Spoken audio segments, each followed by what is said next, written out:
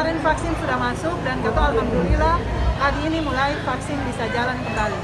Kemarin kata lokasi dipindah ke ini Valentine Dinas Kesehatan. Semua ya Ibu? Selama pelaksanaan yang persiapan upacara pun dari Tribun pindahkan ke Dinas Kesehatan ke Valentine. Nanti tanggal 22 dikembalikan lagi ke Tribun.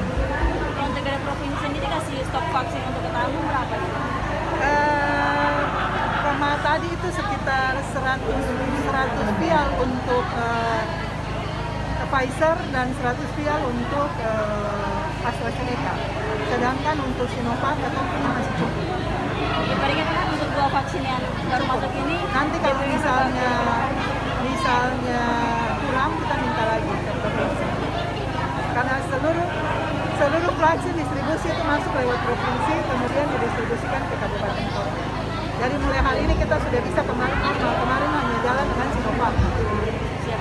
Terima kasih sudah nonton. Jangan lupa like, subscribe, dan share ya.